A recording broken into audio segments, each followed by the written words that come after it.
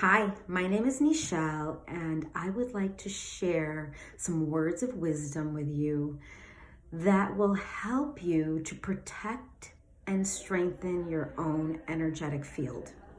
Number one of my one of my favorite sayings is silence is golden. Know when to close your mouth and to step back.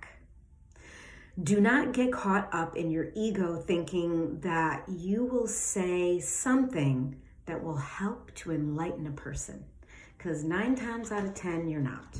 You are not going to enlighten a person. You're more so going to create more aggravation for yourself. So the most important thing to remember especially during times of conflict, silence, step back, be quiet, and allow some time to pass, because allowing time to pass can help to cool down the energy, and then you're able to approach the situation with a lot more focus and clarity. Okay, the next thing kind of involves silence is golden is listen. Listen twice as much as you speak. We have one mouth and we have 2 ears, and it's for a reason. Learn to listen at 100% capacity. We tend to listen to respond and miss everything that the other person is saying, which is all about the ego. The ego, I know the answers. I know what to say. I know what to do. You don't need to. You don't need to solve anybody's problems. You don't need to help anyone to figure out their major dilemmas. Sometimes people just would love to just be heard, and for those to just listen. Fall in love with the voice of others. I love that. Fall in love with the voice of others. You know, my mom was a streams of consciousness out loud speaker. She's hysterical. And one of my friends is actually an out loud streams of consciousness speaker as well. But yeah, speak it out, get it outside of you, writing it out. However, I do have to say with my mom and my friend, that all this outside talking, especially when you're with somebody, it's draining. It can get draining. It can get a bit draining. It can feel like they're talking to you, which my friend is. She's talking to me. Oh my God, look at the bird in the plane. Oh my God, look at this. Oh, look at that. Oh my God, I gotta do this. Oh my God, I gotta do this. And I know that she can't help it, but it's about you recognizing that you're doing this. And all of that, it's literally like, especially if you're living in a family, like a house with family, which that was my mom. And again, half of it was very funny. The rest of it was just like, oh God, like, do you ever shut up? So it can be, that streams of consciousness out loud talking can be frustrating. It can be draining to those around you.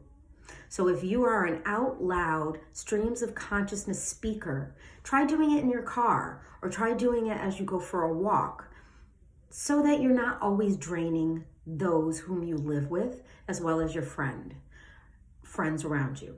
Recognize that you are a constant spewer and that you need to learn how to be a better listener.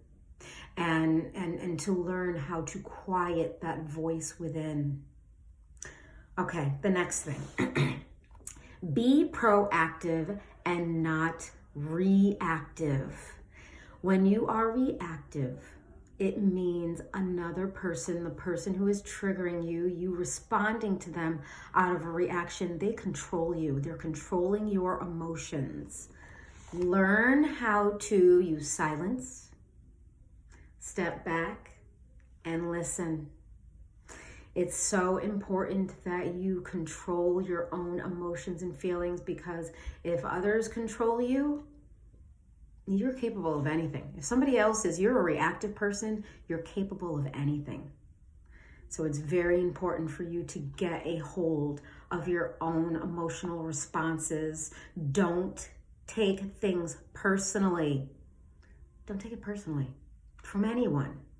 Those are, remember that when people are speaking, it's their stuff coming towards you, their perspective, their vocabulary, it's their experiences, it's all them projecting upon you. So don't take it personally. It's okay to listen. I'm listening, I hear you. Now allow me to step back and process this. Okay, the next thing. Think of that which you fear has already happened. This was interesting. When I first read this, I was like, ooh.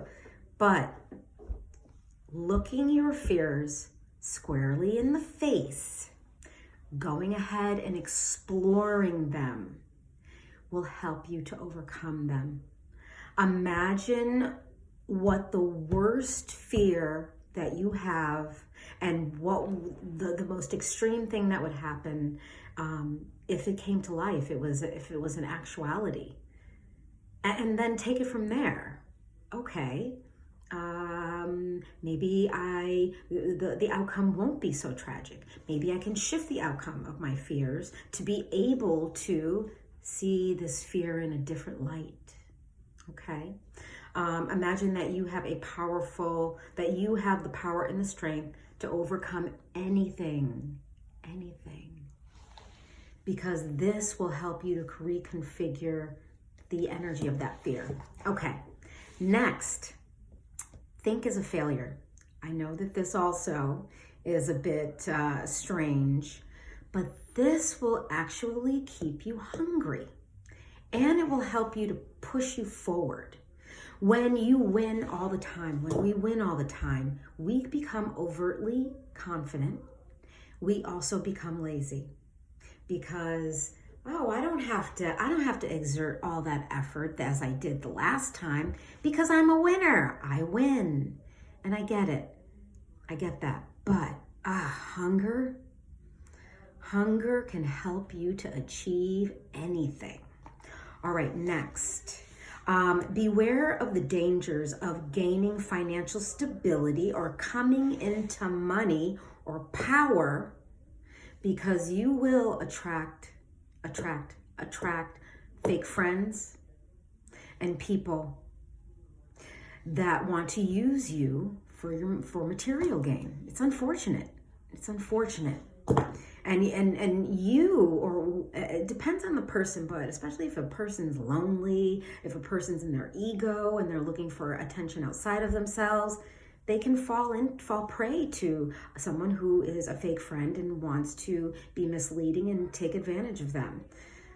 If you have money, don't tell anybody. If you come into money, don't tell anybody. Keep it to yourself. Okay, the next thing. Do not allow yourself to become fixed or locked into a specific outcome. Stay flexible. One of my favorite sayings is, all the right things are happening at the right time. Trust them and move with them. Next, the end is always near. Nobody on this planet is promised the next moment. Let's say that again. Nobody on this planet is promised the next moment. Live your life like the end is always near. There is always going to be a beginning, but there's always going to be an ending. Know when there is an ending and accept it and move away from it with grace. Okay, next, setbacks are not misfortunes. They aren't. Setbacks are all about your opportunity to rework it, reconfigure it, reformulate it. So just know, if you are dealing with a setback, that it's probably a blessing in disguise. Okay, next thing. True wealth is the wealth and richness of the soul and not the material world. True richness is not being absorbed in the 3D realm. True richness is knowing the depths of the soul. Know thyself. Know thyself to be more productive in life. Okay, the next thing. True wealth. Oh, we read that. We're moving on. Stay humble. Stay humble. Look at everyone and every day with new eyes. It's almost like the eyes of a child. Have the curiosity of a child. We all have something to offer, and we all have something to share in this world. Everyone has their own gifts, their own talents, and their own life mission. Everyone is special. Do not treat anyone, oh, you're the mailman, ew, or oh, you're the president of blah, blah, blah, oh my God. Treat them both the same. Treat people all the same. We're all on a level playing field. Let's be kind to one another. Next, guilt. Guilt will kill you. It will create such toxic in the body, and it will create dis-ease. I would say with guilt that, yeah, it will eat you alive. Align yourself with morality and seek out to be a problem solver, to correct your issues instead of living in guilt. If you are feeling guilty about something, you need to go ahead and process it or talk about it. Talk to that person about why you're feeling guilty so that you can heal the guilt. Again, guilt will mess you up. Align yourself to people who inspire, uplift, and believe in you. Align yourself with winners. Winner, winner, chicken dinner. You will take on the energy of that which you subject yourself to. Don't look to others for praise. Diminish the need to have your ego stroked by others, because you'll always be disappointed looking towards others for praise. Praise yourself. Ignore those who have a dislike for you. Walk away. Another time to walk away. You do not need them. You do not need to prove them. You do not need their rhetoric. Walk away. Do not allow yourself to be subjected to others' rock throwing. And I love to use that. Other people who love to throw rocks at others. Okay, simplicity.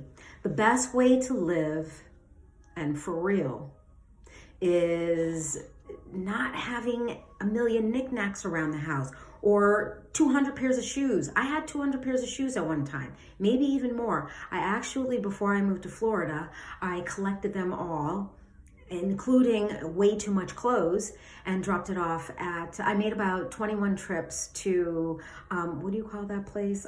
Salvation Army. I think it's Salvation, Goodwill. And I just donated everything. I have about 10 pairs of shoes with me now, and that's all I need. You don't need a lot.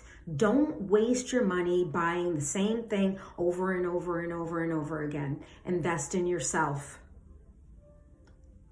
Information, education-wise. But you also don't need tons of knickknacks and junk around your house. Keep it simple. Keep it simple. No one wants to clean out. This is another thing. When you pass, somebody's got to clean out your stuff.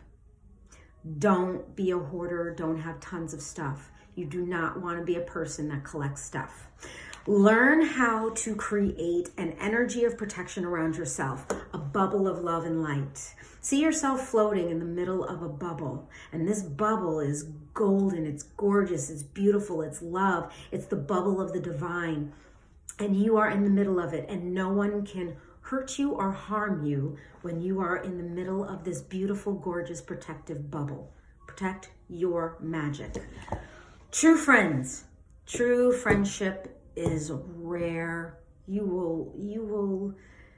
will count real friends on one hand throughout your lifetime. One hand. A real friend is a true treasure. Covet them. Be loyal. Be forgiving. Be understanding. Be compassionate.